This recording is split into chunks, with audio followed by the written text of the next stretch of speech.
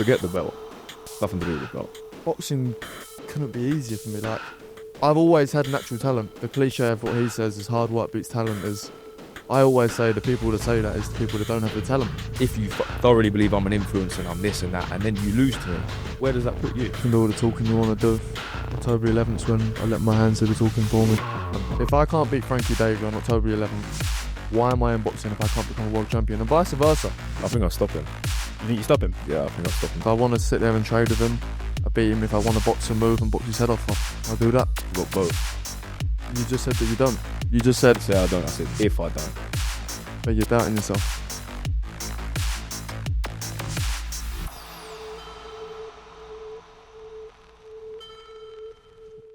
Frankie Davey. How you doing, mate? James Hawley. What's going on? Welcome. Bit of a different one, right? Both of you on the couch. We're going to have, not a face-off, but I think we should have a little chat. You guys are going to fight October 11th, right? First of all, let's begin. You tell me what you know about James as your opponent on the night. What do I know about James? Not a lot. Okay. A lot. I've said this before. The most I know about him is the last few fights you've had, which obviously I've watched. Not in great length. I've just watched. When I got the call from Sonny, it was you or John Harden Jr. And I know you said you respect me for taking the fight, so thank you. But I've never, ever turned down a fight. I've said yes to John Harden Jr., and he pulled out. As soon as you were the replacement, I said yes as well.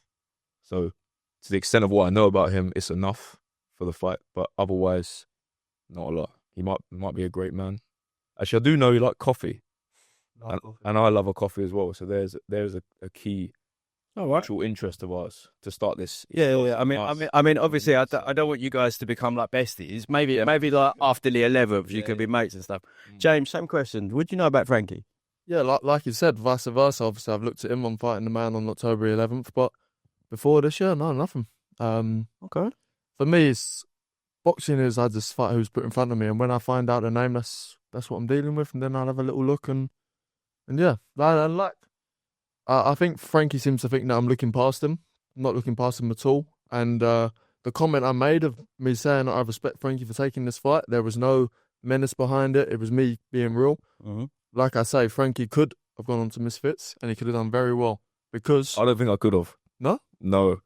Years ago, probably when I first joined the gym I'm at now, 3 years ago, I could have. That Idris Virgo, which I know you probably called him. Yeah, as well. I have. Yeah. Mate, it just calls out everyone. Yeah, let's not get onto him. That could have been a fight. Now I've progressed so much. Misfits would be a mismatch if I was on there. Okay, fair enough. All right, let's speak on that. Why did you think Misfits? Did you think just because of like the Love Island connection? Yeah, no. That immediately. No, yeah, just the social media side of things. Yep. And obviously the money side of things. Obviously, there's no money in professional boxing. Let's be honest. Unless you're fighting for world titles, there's no money involved in boxing. So for Misfits, I know they get paid absolute fortunes, and that's why I said I'm surprised that he never went this route. But fair play to him, and I respect him for taking the fight and stepping up and possibly showing how good he is. All right. There's a reason for that. Sorry to interrupt. There you go. The gym I'm at now, I wouldn't be in the gym I'm at now if I wasn't good enough. Let's put it that way. So, as I said, you might not be overlooking me. I feel like you are, but only you know that. I think with the likes of who I've said in that clip, the people I spar, Pat McCormack, all the time, and look at his performance the other day, unreal. Chris Congo, Billy Joe Saunders, not of recent, but in the past. All of these guys I share the ring with, I've learnt from them, and I'm more than just holding my own. It's not a little touch spar, it's proper. So for me to be in the gym like that, they wouldn't, well, I physically wouldn't be allowed to set foot in the door if I wasn't good enough. All right, when you hear that, James, do you hear that, like, obviously he is putting in the work. He is like, Misfits obviously would have been the easiest road, like you said. There's no real money in professional boxing, like you're saying, right? You know it's such a hard graft. But do you believe him when he says that? What do you mean, believe him when he says that? Well, like he's saying, like, to you as his opponent, like, don't take me lightly. Like, Misfits is something I could have done. I didn't do it, but no, I'm putting in the work. I'm in with Pat McCall. I'm grafting at this. Yeah, 100%. Fair play to him if he's sparring the likes of them boys and holding his own. Fair play, but you got to remember at the same time they are welterweights and we're in a super middleweight title fight. Do you know what I mean? And it's going to be a lot different in that ring. It's fair. How do you feel about that? I mean, that's a valid point, but no, I understand what you're saying. The skill set of those guys is huge. Billy Joe's welterweight, but obviously it might be two super middleweights by now. Yeah. Yeah. Very super duper middleweight, the It's a guys. valid point, and not. However, the difference is the weight, right? You're super middleweight or even light heavyweight. How many knockouts have you got? I got one knockout. How many have you got? 2. Okay. So I'm not claiming that we're sat here and we're massive Deontay Wilder punchers, but the difference in what you have over them should be power, right? Should be, because you're heavier. Yeah, I agree. But your record would suggest otherwise. Vice versa. That's not necessarily the case, right? Because you have to go looking for knockouts. You have to, like, if you're going to go for the knockout, if you're going to be a knockout puncher, you either God gifted with just devastating KO power, or you've made that decision that you have to go for the knockout. And there's the old adage, right? You go for the knockout, you might not get it, and now you've got a real problem on your hands. So, like, from both of you sides, yeah, you guys are boxers, right? That's what it is. It doesn't mean you guys can't have an absolute barn burner. It just means that potentially no one's got that God's hammer. The reason I was saying that was because you said about how they're both welterweights. Yeah. Pat and Chris. But what they don't have possibly in power due to their weight, Yeah. although Chris has ballooned up recently, they do have elsewhere speed, sharpness, For sure. ring IQ. So that was why I was bringing that Okay. one up. Okay. I mean, I think it's a good thing to address. Like, you've both spoken about the KO records. You're 12-0. You're 8-0-1, right? Yes. Yeah. I mean, at the early stage, the misnomer is obviously that you guys should be destroying the journeyman. Is that a product of both of your routes through? Have you been matched harsh to get the most out of the early part of your career? Or is it just, it is what it is? To be honest with you, Win's a win. a win's a win, but I was never matched harsh, I'll be honest. I had one fight against an unbeaten man. But the thing for me is I never took boxing serious till about 6 months ago, and that's the truth. Because? Because I'm not too sure if I can go into detail on this, but Okay. the life I lived, it wasn't boxing. The life I lived was about earning money, going out, enjoying myself. And I'll be honest, people that know me know I'm the most honest person in the world. Mm-hmm. But I only done boxing because I was good at it. I didn't do it because I needed to. I paid for my fights from how I earned my money and whatnot. And then Sam approached me. I was training myself. For my last 2 or 3 fights, I never had a trainer. I went and got a gym in New Eltham, trained myself in the gym. And Sam approached me and he said, you're too good to train yourself. And since I've been working with Sam, I finally found a love back for it. Whereas before I was doing it because I knew I was good. Yeah. But I never had the love for boxing since I was about 16, 17 when I left Steve Iser. Steve Iser passed away and I stopped boxing. I didn't want to box no more. I lost the love as soon as Steve left. I felt guilty for leaving Steve when I was young. And I feel like everything happens for a reason. When Sam came into my life, it brought me that back as Steve back inside of me and give me the love back for the sport. Now I'm really enjoying it. I'm training every day. I'm looking forward to going to the gym. And October the 11th, I'm ready to show how great I am. I think that'll be the difference. I've never, ever lost love for the sport. Even possibly at the lowest point, which was when John Harden Jr. pulled out after I've done a 3-month camp. I still never lost the love for the sport. And we'll bring it up because it's probably going to get brought up. The influencer thing, although you briefly mentioned it with Misfits. I was a boxer before I did social media. And even my social media is purely, if you want to call it influence, influencing younger people to actually get into the sport. I've had hundreds of messages from young kids saying I've influenced them to get into the sport of boxing, which is great to hear. Fact. But the difference is I train and have trained from the age of 15 until now meticulously every day. I've never lost love for the sport, and I think consistency wins. Hard work beats talent. Not to get cliche, but even if I wasn't or am not the most talented, I know for a fact no one will outwork me. So when you say about you've lost love for it, and I respect the honesty, I think that will be the difference where my consistency will show. Agreed. But then, James, on your side, do you have it in the back of your part of the psychology of like, I've got this far and I wasn't even trying. That's the thing. I never won major national titles, but if you look at my amateur record, the people I'd beat in the amateurs, and the people I've dealt with in sparring, being at 10%, for me now I'm doing everything right. Boxing couldn't be easier for me. Like, I've always had natural talent. Natural talent's what's got me over the line all the time. And the cliche of what he says is hard work beats talent. I always say the people that say that is the people that don't have the talent. So listen, What if you've got both? you just said that you don't. You just said, Say I don't. I said if I don't. but you're doubting yourself. I never doubt myself. It's Anyway. a rhetorical question. What I'm saying is those people that say hard work beats talent, I disagree with it. It's like saying, here we go. What example could we use? It's like saying we got Sonny off of the sofa there, and we put Sonny in the gym for a year, and Sonny trained his ass off every single day, and then you bring Terence Crawford in, and Terence Crawford sat on the sofa for a year and done nothing.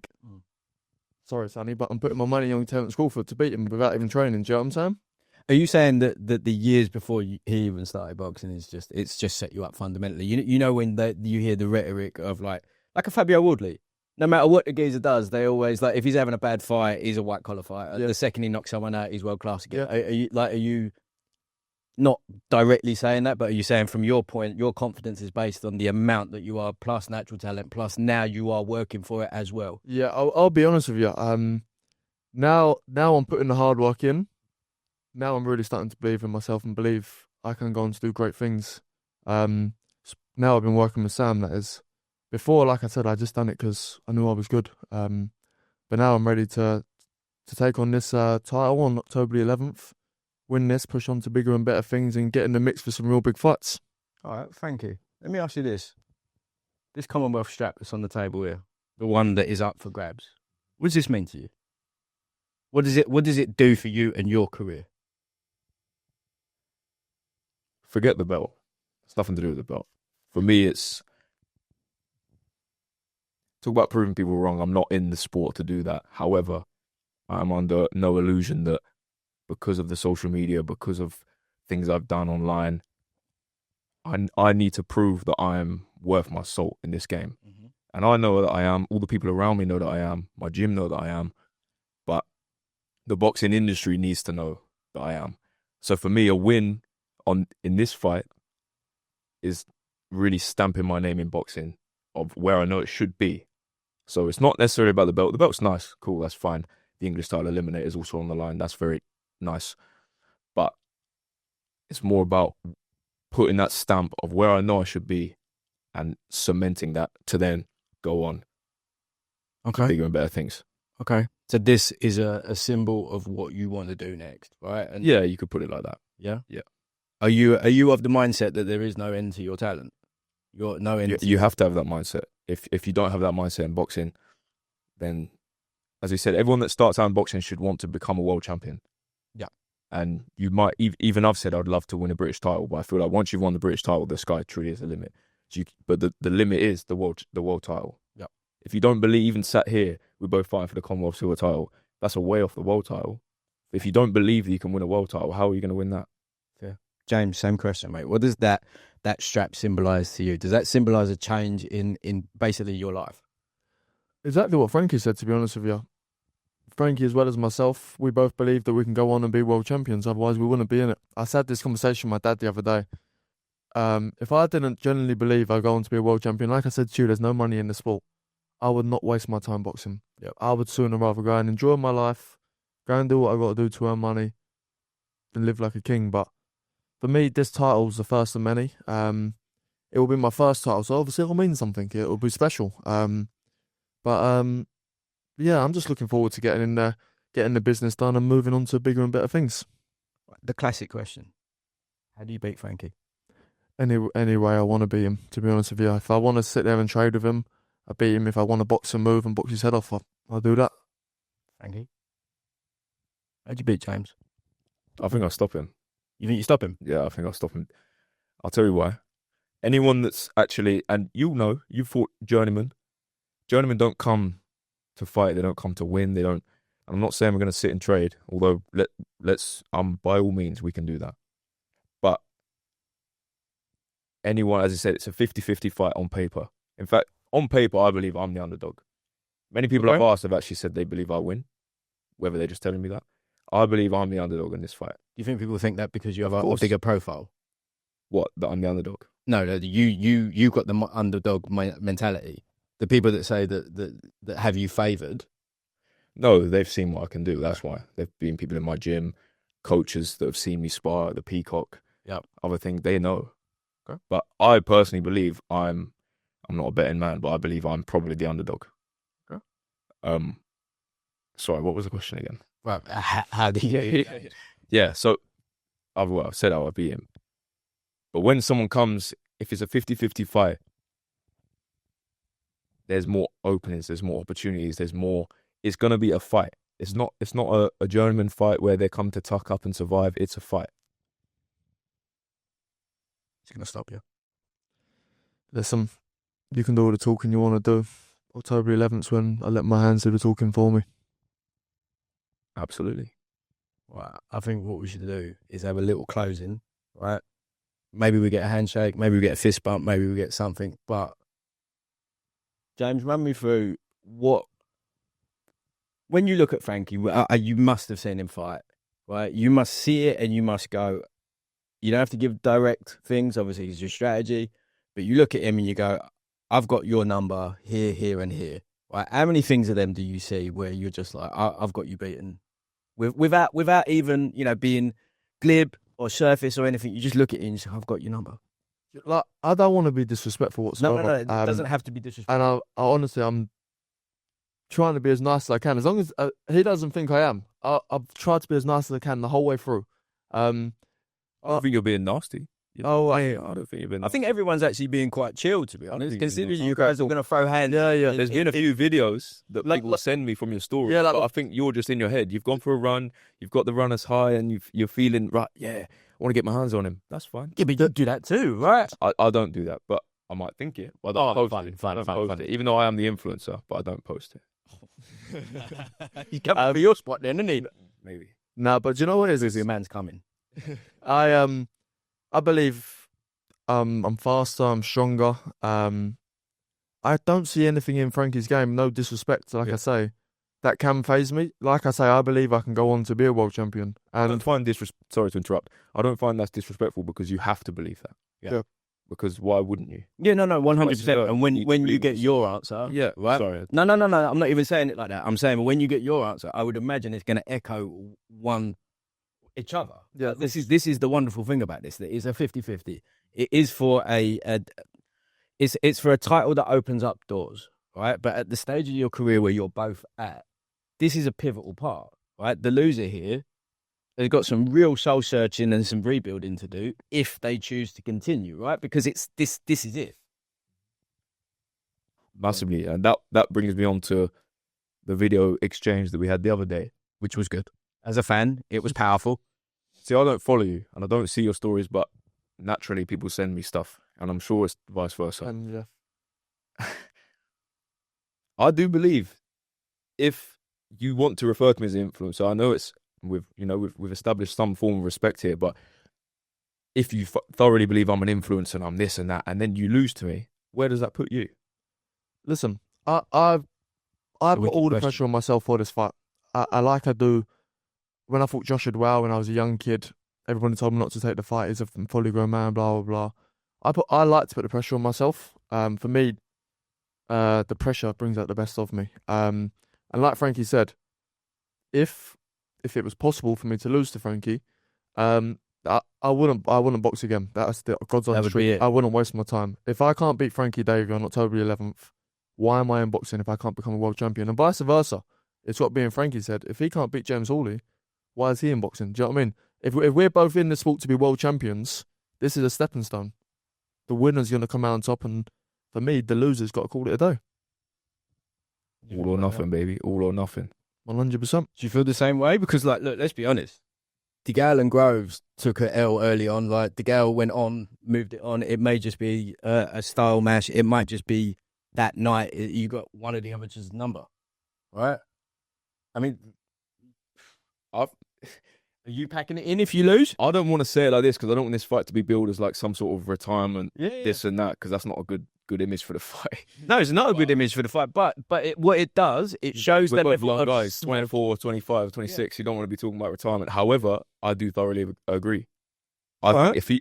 If or when he loses to me, I mean, I'm not going to dictate anyone's life and their decisions, but that would probably be a wise one. However, you could say the same for me. Sitting here, I don't have to do boxing. Okay. I don't need to do boxing, but I choose to. And I think, again, that's in my favor a little bit because talk about silk sheets and things like that.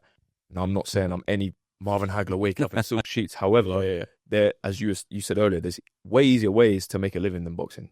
Well, I do this because I love the sport. I love the training. I love the sparring. I love pushing myself. Even on the hard days, the feeling when you've completed a hard session and it's unmatched. So for me, yeah, I would never want to give this sport up, and I don't believe I'm going to need to. I'm going to be honest, as a fan, right, when you hear this between the two of you, right, there is an element of respect. Obviously, there's a bit of back and forth on like, who cares, you're supposed to. You're selling the fight. The whole point of this is to sell the fight. But the level of respect and the level of sort of dedication that you both have for this sport, I don't think it can be anything other than a great fight, to be honest. How does it feel to be main eventers? Do you know what? I've not really thought about it, to be honest with you. I mean, it's a main event. You're cool and fighting Frankie Davey. The main event for me is where I believe I can go. I'm headlining at the You're Cool. All right. They say it's the iconic, it's the best of the best or whatever, but let's be honest, if we was headlining at the O2 or something like that, it would be better. Fair. But you have to headline up. You have to headline at You're Cool before you get to Commonwealth. Of course. You know, like it is. It's just a stepping stone on the way there. Do you know what I mean? Yeah. What's it mean to you? Headlining You're Cool. I know. Obviously, you're gonna echo his sentiment. I understand that, but it is an iconic global boxing class. You know what I mean? Like, and to headline there is huge. Like, I had a fight at You're Cool. I'm buzzing about it. Still, I'm 43. You know what I mean? Like, I think because I had a glimpse of headlining previously, with my last fight, and that was where it was like, yeah, wow, I'm headlining. And now, similar to what James said, it's kind of all in my stride. I know you can't be sat here in awe of the fact you're a main event. No, but what you can do is look at it, add it onto the list of things. You've got the title, you've got your identity, you've got your professional livelihood on the line. And on top of that, top of the bill, that factually makes it the most important fight of the night. Yeah. It makes it the most important fight to both of you guys. It is a thing. It certainly is, yeah. It certainly is. Just keep ticking it off. The belt, English title eliminator, main event, careers on the line. Makes for a good fight. Tune in October 11th. BoxNation. Live on BoxNation. Live on BoxNation. Grab some tickets. Yep, tickets are still available. The link will be popping up, probably blocking out the Commonwealth Belt for now, but don't worry about that. James, Frankie, do we get a handshake? Yeah, we can do it. Look at that. Thank you so much, guys. No We have worries. coffee afterwards. Sounds good. Coffee shop around the corner. No, we can't have one before. We'll wait till after. Yeah. And I'll let Frankie have a picture of my belt. Don't worry about that.